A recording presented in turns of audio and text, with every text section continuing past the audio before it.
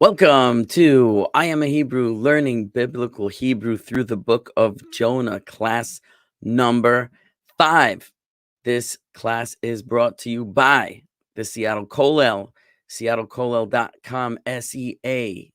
That's again SEATTLEKOLLEL.com.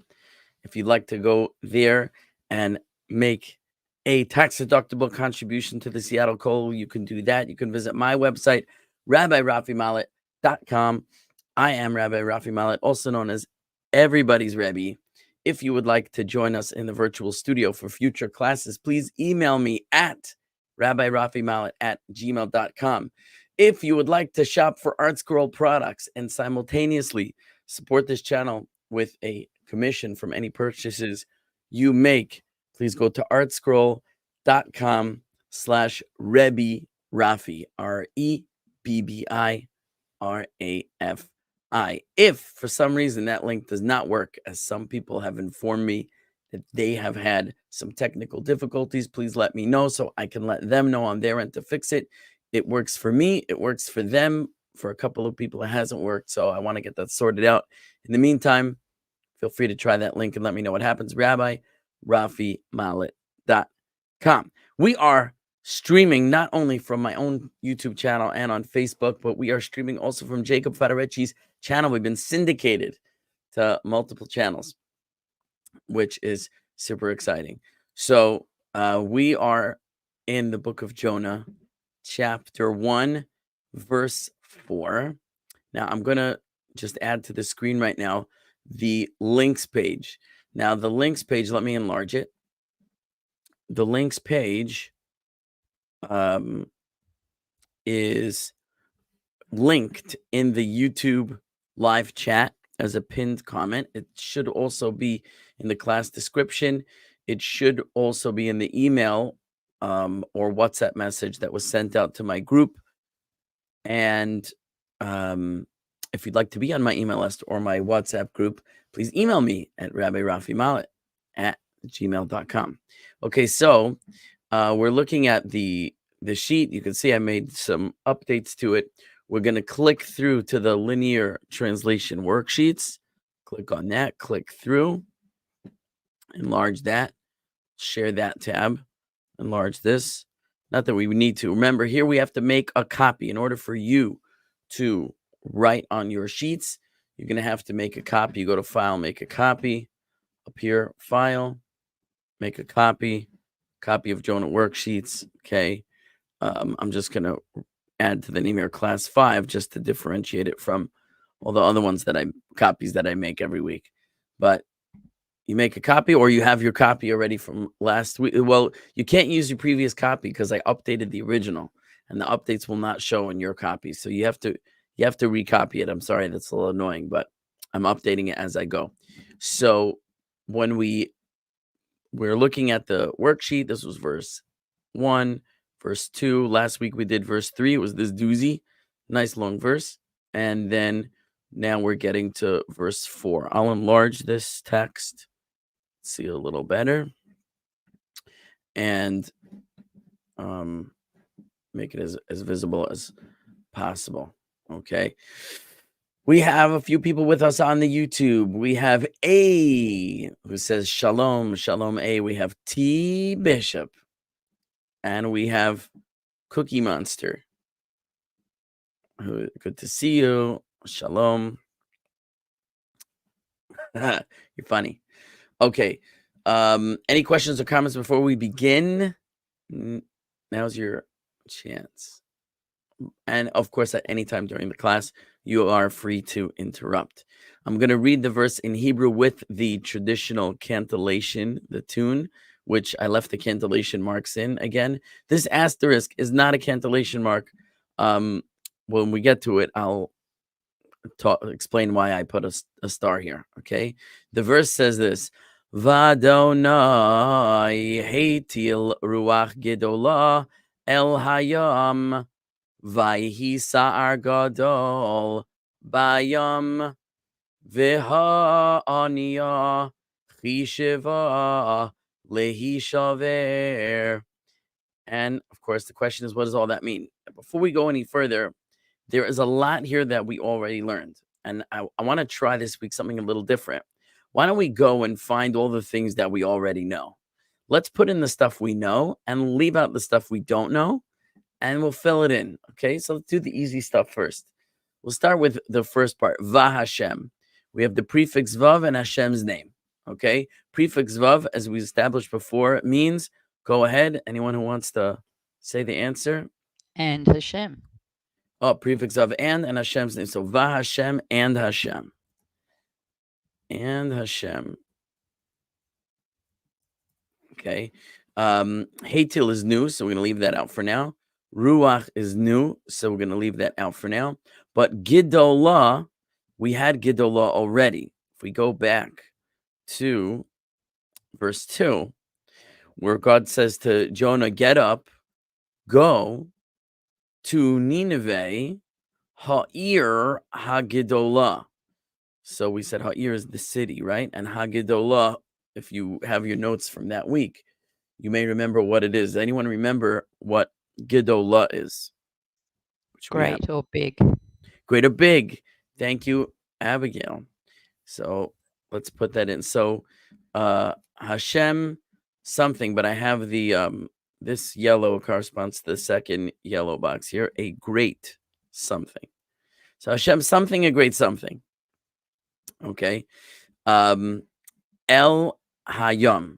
So without Yum, which we haven't learned yet, El we had, and Ha we had. Right? Because we had already in the first verse when God speaks to Jonah. So what did it say over there? It said, Vahi devar Hashem el Yonah ben Amitai. And the word of Hashem was El Yonah ben Amitai. El means, who's going to make the announcement? Two. Thank you. El means two. So Hashem something, a great something. Two. Okay. And the prefix Hey we had also when we had Ha'ir HaGadolah. And I already gave it away what it is. So we have again the prefix Hey here. Go ahead. What's prefix Hey? Students? Anyone remember? The. Okay. To the Yum, something.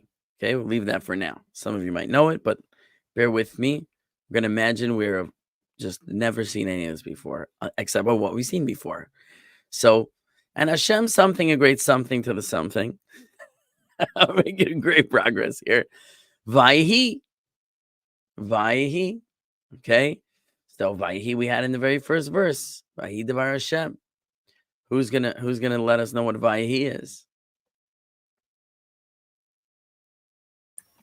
Was and there was.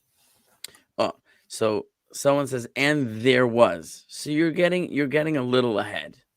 But we established that the Vav is and the Yud prefix.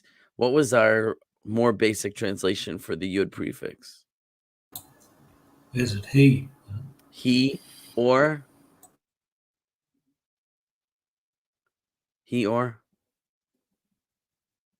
anyone? Are you talking about he will as in future tense? Okay, he will future tense. That's true. But the he could be a he or it could be another word in English. It. Because he and it are really the same in English. It's just there's in Hebrew, excuse me, because there's a Hebrew it masculine and there's it feminine. So it masculine is like he. Sometimes it's the masculine it is a person, and we say he in English, and sometimes the masculine it is not a person, it's an it, but either way it's the masculine. So and this would be and he was or and it was.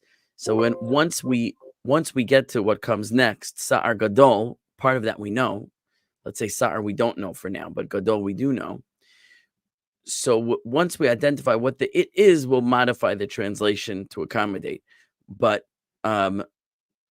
let's say for now, we could go with, and it was just for simplicity. And it, oh, I messed it up. I changed the color. Let me go back. I want to do one at a time. And we'll do, and it, try not to capitalize it, but it keeps capitalizing it automatically. And there we go.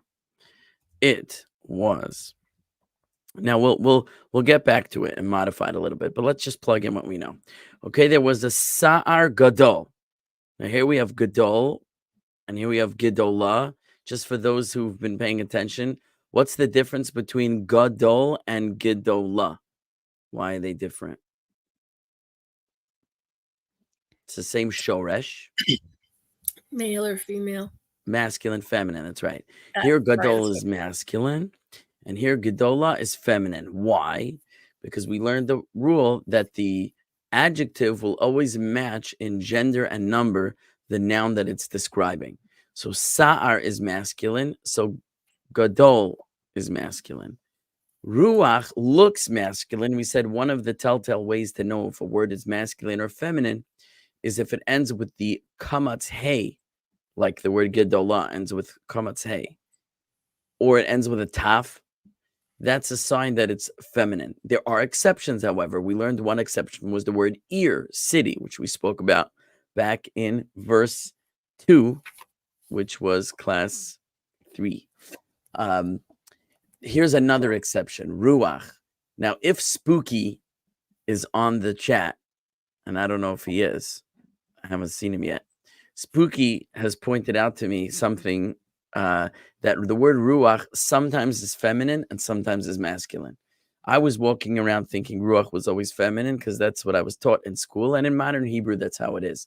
But if you look at different appearances of the word in Tanakh, you find that sometimes it's paired with a masculine adjective and sometimes with a feminine one, which means there are masculine and feminine ruachs, and we didn't translate that yet. But the ruach is always used the same. Now, for the record, there are a number of words in Hebrew that they don't change their appearance. Sometimes they're masculine and sometimes they're feminine. And I think it's difficult to identify a rhyme or reason when which is which. I think there is a section of the Talmud in Kedushin which tries to analyze this. I can't say that I have a great understanding of it, and I'm not going to spend time on it now. But I'm just pointing out that here the word ruach, despite its appearance, is a feminine noun, and we'll learn what it means. And so it has a feminine adjective, gedolah, great. Here, sa'ar is masculine as it appears, and so the adjective gadol is also masculine. And as we said, gadol is great. So it was a great sa'ar, and it was a great sa'ar. Okay. Fine, let's leave that for now. Now, ba. We are going to learn something new about this, but in the past, when we encountered the bet prefix, did we encounter the bet prefix? I'm not yeah, we did. We had it over here. So now that you're all experts in the bet prefix, maybe someone will tell me what it means, the bet prefix. It means with or in. With or in, okay? So let's just because we're not sure yet, we'll translate as an inner with. But you'll notice that I cheated a little bit, and I made 2 lines here because there's something more. And I didn't tell you what it is yet, but that's upcoming. Is why does this get translated as 2 words, and what is that second word? Okay, bear with me, but so far we know bet prefix. Okay, let's move on. This we should know. V'ha'oniya, because we had it in verse 3, right? Where that Jonah got up to run away to Tarshish from before Hashem, and he descended to Yaffo, and he found Oniya. And we learned last week that Oniya is? It's a boat, isn't it? I think. It is a boat. That's right. So let's fill that in. But wait. Yeah, boat. It's true, you're right. But we have two prefixes over here, vav and hey.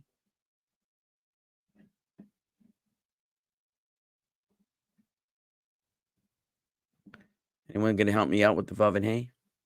And the And the. Okay, vav and hey the. And the. So just from what we have so far, there's a lot we filled in just from previous verses. There's not a lot that's new here. Just we just in a few verses we've learned so much of the basic language that's going to repeat over and over. You know, each verse we get to, we're going to have 60% translated before we even start. So this is great progress. And I'm not even ooh, I made the wrong color here. This should be yellow. We're not even done yet. Okay. We have the lamed prefix here. So go for it. People. 2. 2. Okay. Could be 2 or 4, honestly, but we'll as we saw before, when you have lamed with the shoresh, it's very often the infinitive form. So to do this verb. Okay. So now let's see what we got all together. And Hashem something, a great something, to the something, and it was a great something in or with something something.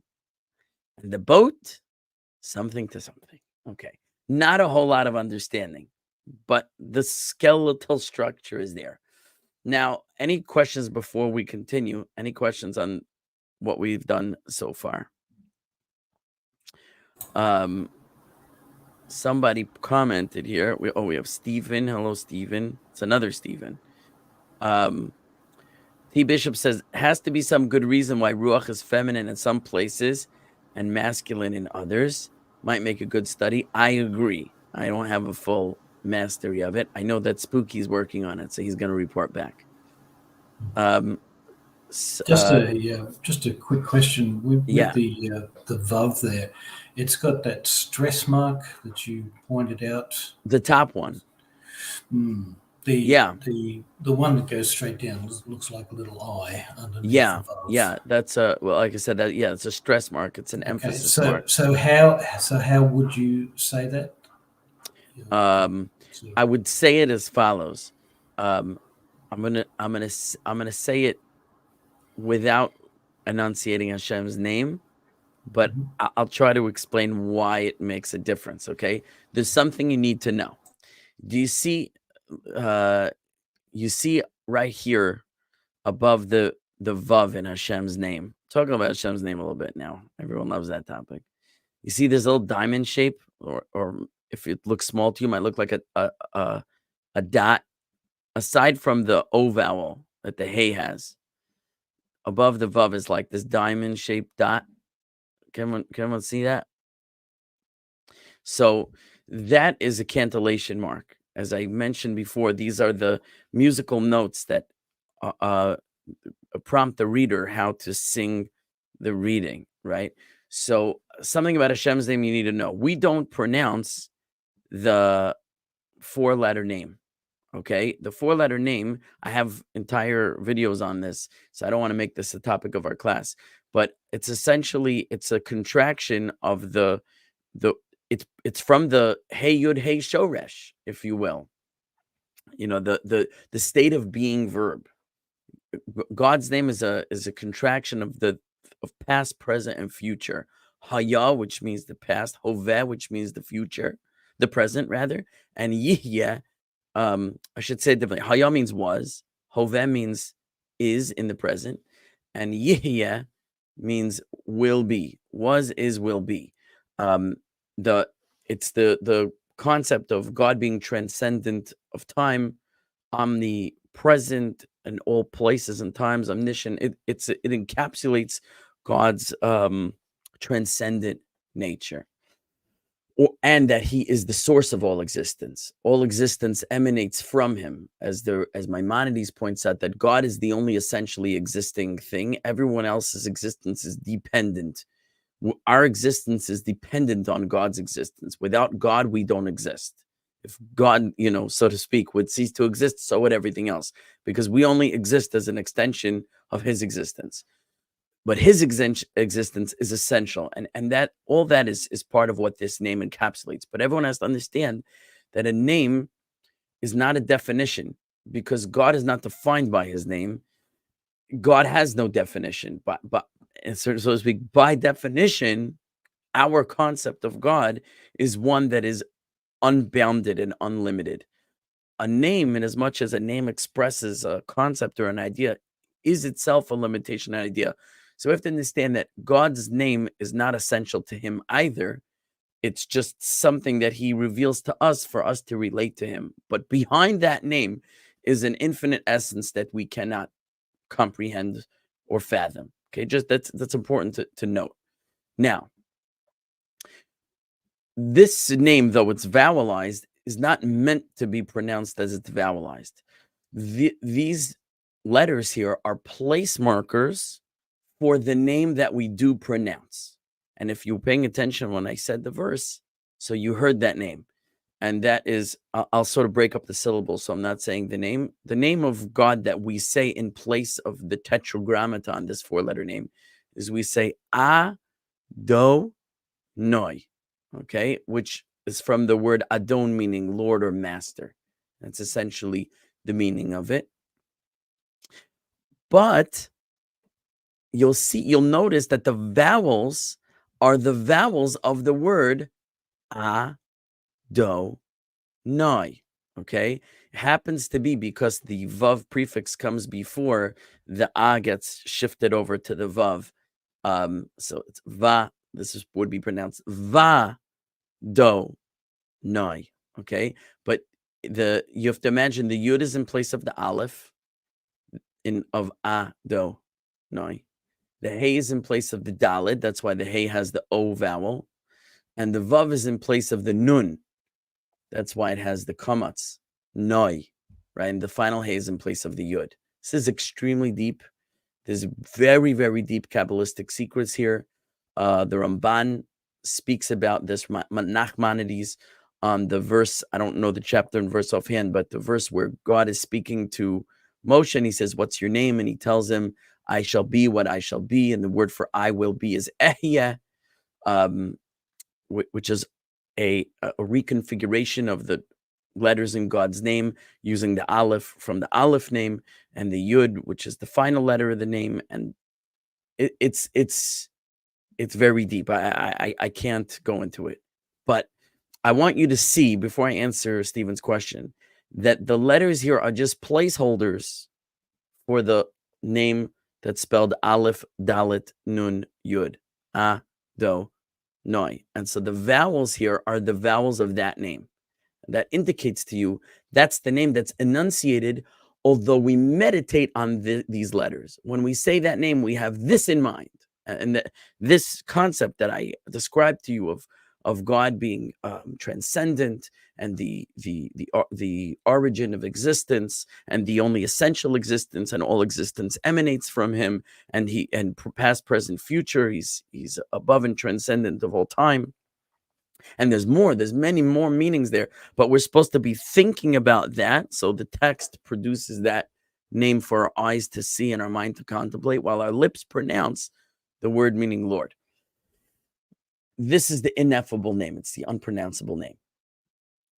I don't want to say much more about that now because it's going to take up a lot of time. Okay, now that I said that, we have the cantillation above the vav. Now, the cantillation is also a stress mark. The cantillation marks also indicate where the stress on the syllables are. Okay, so when there will be cantillation, there won't be a stress mark because the cantillation serves as the stress mark. So this dot over the vav indicates that when I sing the word ado noi, so the emphasis is going to be on noi, but it's also going to be on the first syllable, a, which in this case is va do noi. Okay, but the syllable in between, the do sound, that do sound is not going to be emphasized. So it won't be vado noi, right? That do is going to be de-emphasized. But so again, some of you may not be getting what I'm saying, but some of you may be. When we speak in English or in Hebrew, there's a certain cadence to the way that we speak. Certain syllables get a stress and certain syllables don't get a stress. Those who get what I'm saying, get what I'm saying. So there's always, usually when you speak, there'll be the stress on one syllable and the next one is de-stressed and the next one is stressed. And then you can't really stress two syllables in a row. It's pretty much impossible. So whichever syllable gets the stress, the one before or after does not get the stress, right? That's the whole idea of stressing a syllable. So like the word syllable. Syllable. Is it syllable? Where I start to emphasize the la, then I've de-emphasized the sit and the bull, right? Syllable. So the sit is de-emphasized and the bull is de-emphasized. But if I say syllable, happens to be in English, sit is the emphasized syllable in syllable. And the second two are de-emphasized. They're the syllable, but it's not syllable, where I would emphasize sit and bull and de-emphasize lit. Syllable. Syllable. It's not syllable. The bull doesn't get the emphasis, right? So so I'm showing there 3 ways to say the word syllable. You could say syllable with the emphasis on sit. You could say syllable with the emphasis on la. Or you could say syllable with the emphasis in the beginning and the end, but not in the middle. Okay. So what's happening here is that the emphasis is on the first and last syllable, but not on the middle syllable. So it's vado noi, like that, with va emphasized and noi emphasized and do de-emphasized. Okay, so and not vado noi, right? That's what I'm trying to point out. Here's the emphasis and here's the emphasis. Here is not the emphasis. And that's what these marks mean. Okay, that was a long answer to a short question, but I wanted to be clear. Have I been clear? Okay. David Ivans, is there any reason why this verse begins with a noun rather than a verb? I thought Hebrew tends to begin with a verb followed by the noun. Yes, it's not a rule. It's not a rule. Like, there's no rule in Hebrew that says that the verses need to begin with the verb. Although you're right that it's often that way. And there is a reason for it. Generally speaking, and I'm not necessarily prepared to talk about this now, but there's different kinds of past tense. I'm sorry to go on this tangent. There's past tense, like you're telling a story in sequence. So you go, and then this happened, and then this happened, and then this happened. Everything happened in the past. But as I tell the story, each thing that I said happened later than the thing I said first. Whatever said first was the earliest, and then this, and he said, and he walked, and he went, and he did, and he jumped, and he ran, and he, whatever. That's all sequential. But sometimes I'm going to say, and he had done this, so that I'm indicating that something also happened in the past, but it happened before what I already said. He was running and he had put in his pocket a coin. So now I know that, even though I told you about the coin after, but I'm indicating that it happened before. So there's like, I don't know the technical terms for these things in English, but there's different kinds of past, right? So that's in Hebrew also. So what David Ivans is indicating over here is that the alternative to Vahashem Hatil, and God did this verb we're going to learn, is to say Vayatel Hashem. That would be the normal way, where the verb comes first and then the actor. But what I wasn't going to pay too much attention to this, but the reason that these forms vary is because there's like an indicating of like, did it happen before? Is it happening right now in the story? Is it happening constantly? Or did it just happen once and stop? And I don't want to go into that, but I do want to just answer and say that's why you'll find these variations in the way the verbs are expressed, of sometimes the verb and then the noun, sometimes the noun and then the verb. It changes what type of past tense we're talking about. But I don't want to get into it. Anyway, we have to learn something today. We learned a lot, but we have to learn this verse. Okay, I hope that is satisfying enough for now. Okay, so, and Hashem Hatil. So let's learn about Hatil. Hatil is a new shoresh. Now, as we know, we only see 2 of the shoresh letters. There's a missing one. What is the missing shoresh letter? So let's peek in our glossary. Okay, we'll go over to our glossary. Open up the glossary. I'll enlarge it. Right? And I put it in alphabetical order, but if you don't know the missing letter, you might know where it is in the order. But as we go down, I'll point it out. Okay, we added some new verbs to our shoresh glossary. It's over here. This is it. Nun tet lamed. You could sort of enunciate as natal if you want. Natal is a funny verb. Okay, and that's why I put a star on that other sheet. It's a funny verb because it means to take up, but it could also mean to throw or to cast, which almost seems opposite, because taking up is I'm taking it like towards me, presumably, and to throw or cast it, I'm moving it away from me. So we're going to explain now why these two can live simultaneously together. Okay, so we'll go back to let's go back to the worksheet. Let's go back to the worksheet. Okay, Hashem Hatil. So I have a star. Now the star is going to teach us about something called the causative form. Okay, here we have the causative form. Causative form. This is complex and it's hard to digest. And I really don't. This is one of those things where it's going to take practice till you get used to this. I'm going to say a lot of technical things right now that you're not going to remember.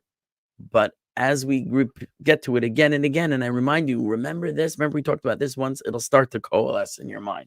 But I'm going to plant the seeds right now. In Hebrew, there are conjugal forms. Conjugal forms means there are different ways that you conjugate the verb that modify the meaning of the verb. And I'm sure we have equivalent things in English. In Hebrew, these are called binyanim. Binyanim are the conjugal forms. There are 7 binyanim. There are 7 different conjugal forms. I'll just give you an example. You have an active form and you have a passive form. Active form means, let's say me, I'm doing the action. It's the active form. Passive means the action is happening to me. I'm not acting, I'm being acted upon. So there's the active form and the passive form. And then here we're going to talk about causative form. Causative form means I'm not doing it directly, but I'm causing it to happen. Okay? So this causative form of the verb in Hebrew is known as hif'il. Now listen carefully and hold on. You'll notice that I highlighted 3 letters in hif'il, which happen to be the shoresh of the word hif'il. And here it is, pei, ayin, lamed, which spells the word po'al. Po'al means a verb, literally means a verb. A po'al is a verb or an action. Lif'ol, the infinitive lif'ol, means to act. Okay? So an action or a verb in Hebrew. So when I want to demonstrate in Hebrew, the way that we demonstrate how a binyan or how a conjugal form looks, I take that shoresh, po'al, the shoresh that means action, and I conjugate it in the form that it would appear if that was the shoresh of the word. So I take po'al and I conjugate it in the causative form, and it looks like this, hif'il. And that's the name of this conjugal form. Causative form in Hebrew is called hif'il. So how did I conjugate it? I put the he in front and I stuck an e at the end. So it became hif'il. Okay? Hif'il. So with the shoresh pa'al, the causative form becomes hif'il. For our shoresh natal, the natural causative form would be, if I apply the same algorithm, I put the he in the front and the e at the end, and I get hintil. Hintil. However, as we learned, this letter, nun, will often be left out. These sort of flexible letters will sometimes drop out of the verb form, and I'll get hitil. So hetil is the causative form of notal.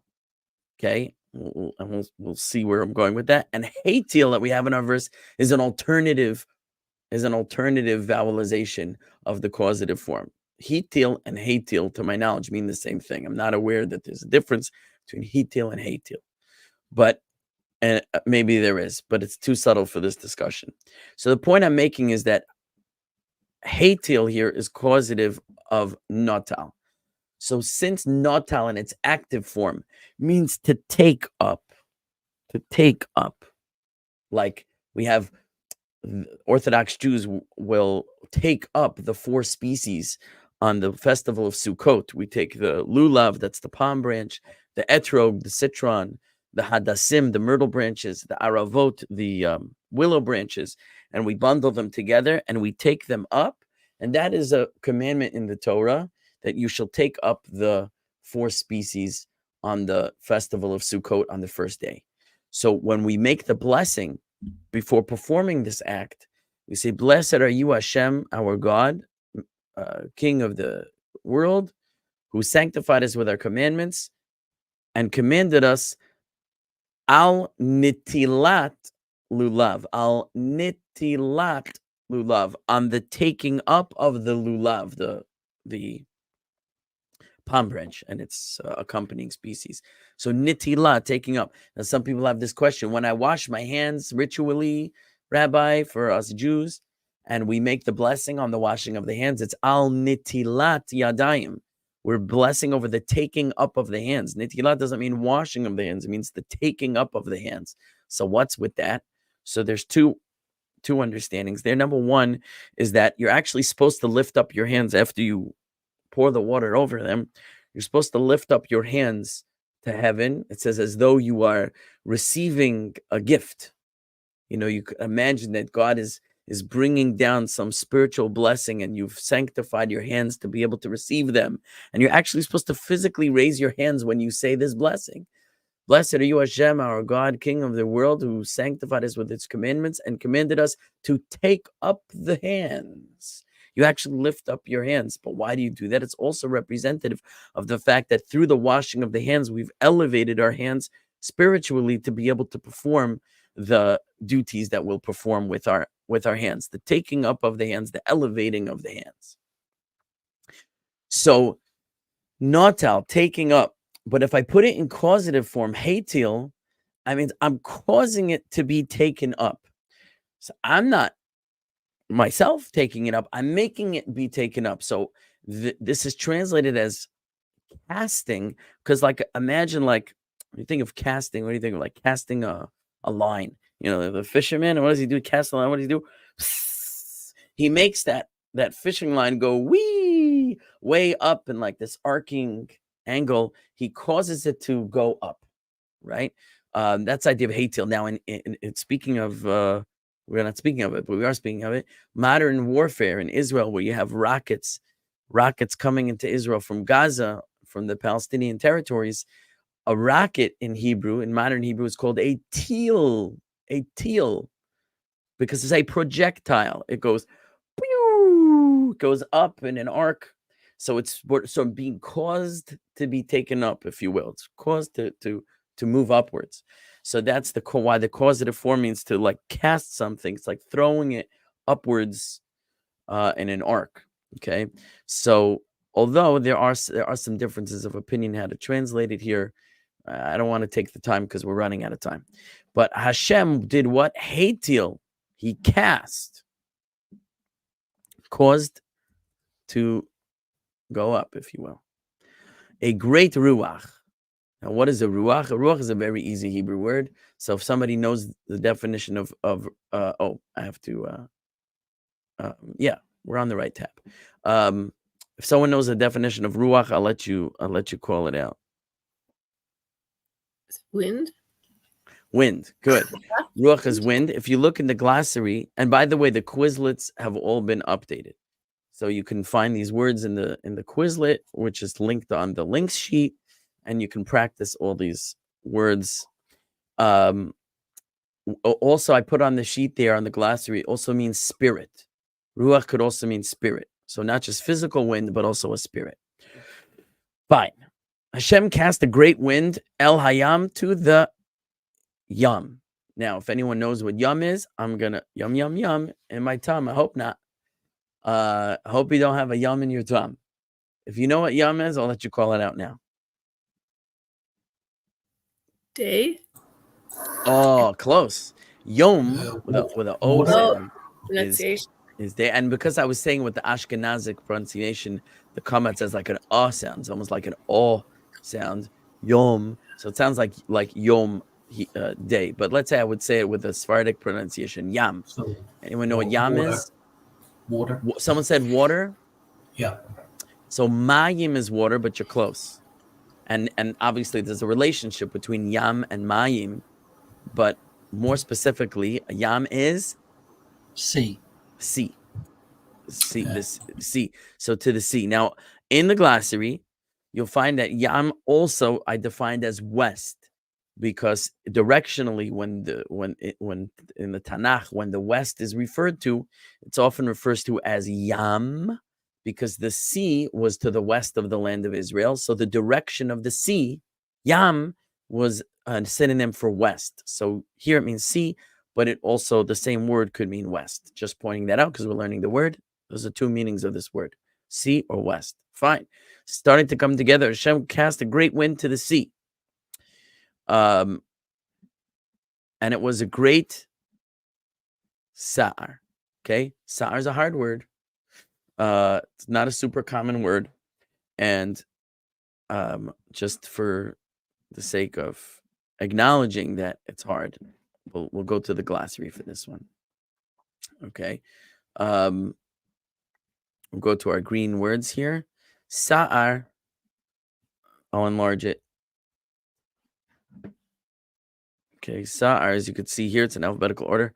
Sa'ar is a storm. Okay.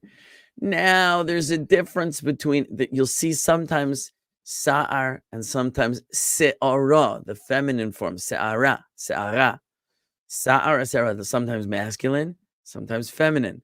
We spoke a little bit before about ra and ra'ah, sa'ar and se'ara. What's the difference when it's masculine and feminine? I don't want to go into it right now because I don't think it's necessary for our discussion or our translation. But if somebody wants to know, maybe you could ask me afterwards, and I will share with you what I think is the difference between sa'ar masculine and se'ara feminine, which are both translated as storm. And it was a great storm, okay? And Hashem cast a great wind to the sea, and it was a great storm. Okay. It was a great storm by Yom. So I have bet inner with, and there's Yom again. Yom, which we saw here, is sea. Okay. In sea. Now, what's missing? What word is missing? You're an English speaker, and you want to make this a coherent sentence. And it was a great storm. Now, first of all, is it in or with? In context, is it in or with? Anyone? I think it's in. Makes sense in context to be in. And generally speaking, when you have like a dual possible meaning of a prefix, a suffix, a word, you have to use the context to determine it. Okay, you'll get the hang of it. This is one of those things you get the hang of it. Just it makes sense in context that it's this. That's the one that fits. Okay, it's not. There's not so much science to it. It's just the way the language works. So now I want to make this a coherent English sentence. What word is missing? And it was a great storm in blank sea. Anyone? In I want the. to guess In the sea. And that's correct. And the question is that just implied? Is it an implied definite article based on context, or is it actually present? So I foreshadowed to you before that the prefix ba is more than meets the eye. So Sorry. yeah. Just a reminder, if you want to speak, and if you're not speaking, mute your mic. So here I added, let's go to the glossary for another moment here. In fact, I think it's already open in another tab, so I won't open it again. But here, if we go to our prefixes, So we have bet here is inner with. If we go down further, hey, where is it? I thought I added it. Maybe I didn't add it. It's my mistake. I was like almost sure I did. Did I add it to the wrong file? I don't know. Okay, it should have been in the prefixes. It's definitely in the Quizlet. Okay, maybe I added it to the Quizlet and not to the glossary. Well, add it right now. Why not? Let's add it right now. Insert row below. So we're gonna find out. In fact, before I do this, let me show you what I put in the notes. I put in the notes something called the Kalev letters, the Caleb letters, if you will. Kaf, Lamed, and Bet prefixes. Okay, you can call them the Kalev letters. Kalev is dog. Kalev is Caleb. You call them Bakol, however you want to arrange the letters. Bakol means in all. Doesn't matter. Whatever's a good mnemonic for you. What is the significance of these prefixes? When the prefix is kaf, meaning like, lamed, meaning to or for, or bet, meaning inner with, are vowelized with either the patach a, kamatz a, or segol e, the definite article the is indicated in addition to the prefix's regular meaning, so that ba, for example, would be inner with the, la, for example, would be to or for the, and ka, for example, would be like the, as opposed to just be, which would be inner with, li, inner with, or ke, like, li, to or for, be, inner with, ke, like. But if it's ba, ka, la, or even with an S sound sometimes, that indicates the definite article the. So we have, in this instance here, bayom, the ba is actually in the. Hope that's clear. Is that clear? Any questions on that? Someone asked, what is cast of Hashem? I don't know. I've never heard of that. So if you could clarify what you mean, I would be appreciated. Okay. Abigail, I see you. I'm sorry that you got dropped. You're back. You should be back now. Okay. So, Stephen, if you can clarify, I would love to answer. Okay. Almost there. It was going to get a little harder. Or maybe not. We have like one more major point, but two more things to learn. Okay. And the boat, chishiva. Here we have a verb. Here's the shorish. Chet, shin, bet. Chashav. Chashav, as we'll see in the glossary, and this is a pretty common shorish in Hebrew. Chashav, where is it? Here. Chashav is words having to do with thinking, thought. Machashava is a thought. In modern Hebrew, mechashev is a computer. It's like a thinking machine, if you will. Heshbon means a calculation, accounting, things to do with thought. Chashav. So the boat, chisheva, the boat thought, we're going to have to modify this, I think, because boats don't think. Okay. But let's leave it there for now. The boat thought. And again, you see oniya is feminine. So chisheva is feminine. Feminine noun, feminine verb. We've gone over that. Any questions, please feel free to speak up. Otherwise, please mute your microphone. And finally, lehishaver. This is more complex than it looks, but I'm going to translate it simply because it works well enough in English. Okay, I don't need to get into the complexity of the grammar here. In English, it works very simply. We have two and the shoresh shin bet resh, which, if we look at our glossary, I thought I put it in here, and apparently I didn't. I don't know what happened. Fine, we'll have to add it later, but it's in the Quizlet. It's in the Quizlet. Shavar shin bet resh. Does anyone know what it means? It means to break up, break apart. Right. Broken. Okay. I would say break. Yep. Which could be breaking up, breaking apart, but even break. Okay. So and the boat thought to break. Okay. So I have to euphemistically tweak that. But what we were left with at the end is Hashem cast a great wind to the sea, and it was a great storm in the sea. And here's where Cliff said, and there was, right? Because it was a great storm in the sea, and there was a great storm in the sea. Once I have that the noun here is the storm, so Vayhi, and there was a great storm. It just works in English better. It doesn't significantly change the meaning of the verse, but it just kind of sounds a little more normal. Rabbi, I was just wondering, like toward a great wind toward the sea, to the sea, toward the sea. Yeah, go ahead. I was just wondering, rather than anthropomorphizing the boat as thinking, wouldn't you say something like the boat's crew, or not too many Very boats good, very good, so. very good. So there is a dispute among the translators. Everyone translates it the same, but euphemistically, they want to understand what's the intent of the verse when it says the boat thought to break. So when I read it simply, like where my brain goes, it's like the boat like almost broke, or it was close to breaking. It was on the verge of breaking, right? And many understand it that way.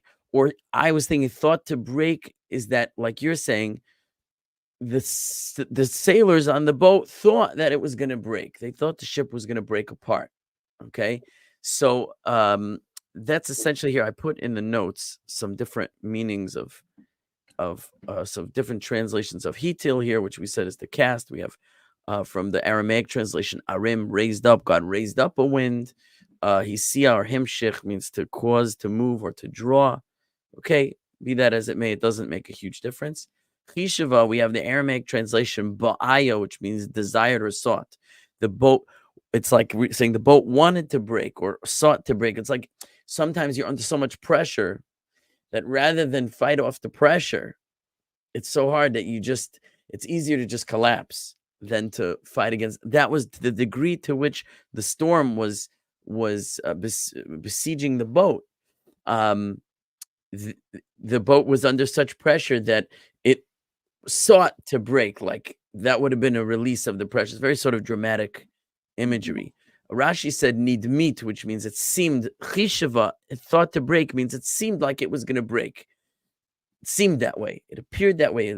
That's the euphemism here, the idiom here of the Hebrew of it. Thought to break. It seemed like it was going to break. It appeared as though it was going to break. There was a thought that it could break.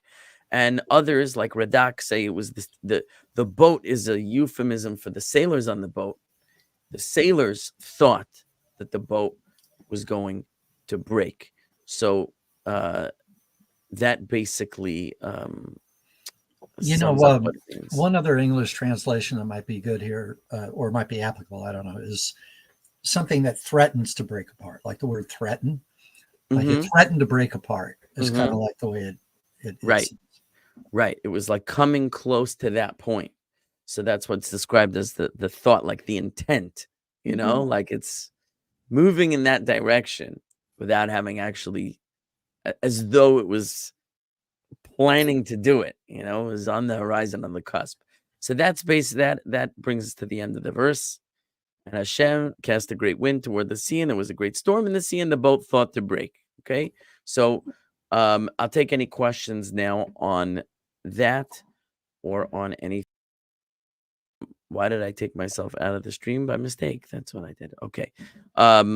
T. Bishop says the sailors. Yeah, that was like Stephen suggested that it could be a euphemistic for the sailors. And as I pointed out, there are commentaries that understand it that way. So it could either be the boat seemed like it was about to break, threatened to break, so to speak. That's, again, another idiomatic expression. Or it could be a reference to the sailors who thought the boat would break. Okay, any questions on that translation or on anything else we said tonight or on any other topic? No, nothing? Okay, it must have been crystal clear. Fine. So I guess we'll call it a night. And Be'ezrat Hashem, Oh, I think I understand what he was asking. What is cast of Hashem? Because it said, and Hashem cast a wind. So I think it wasn't clear to this individual, may not be a native English speaker. Not a cast like a physical cast. To cast in English means like to throw, right? Hashem like threw a wind toward the sea, if you will. He made a wind come up in the sea. You were going to describe why we use a feminine version of surah versus sa'ar. Oh, here sa'ar is masculine versus feminine. Right. So what I saw in the commentaries is that a windstorm is a sa'ara, but a storm of when the waters are stormy. In other words, there's stormy winds and there's stormy water. A stormy wind is a sa'ara. Stormy water is sa'ar. Why? I don't know. But we noticed that wind in our verse is feminine. So maybe because wind is feminine, a windstorm is feminine. And we saw that yam is masculine. So maybe because the sea is masculine, a storm of the sea is masculine as a sa'ar. That's, no one said that explicitly. I just read that sa'ara is wind, sa'ar is water. Maybe that's why, the feminine is used for the wind and the masculine is used for the water, because wind is feminine and water is masculine. That's my suggestion. Fascinating. Okay. Anything else? Oh, Stephen says Toda Rabba. Okay, I guess I answered his question. Laila Tov. It seems rational only the sailors could observe or think this. Yes, but there's also a lot of euphemistic language, and there's a lot of anthropomorphism. So it's not beyond what we find in the text to anthropomorphize a boat, to say. And again, if Rashi's correct that it doesn't mean that it literally thought, but it seemed like an observer would think of the boat this way. It's not so far afield to read it literally. Okay, fine. Thank you for coming, everybody. Thank you, Rabbi. As Thank Rabbi you, Shem Rabbi. on Hashem's help, we'll see you next week. Thank you, Rabbi. Stay warm. I'm going to try you too. Take care.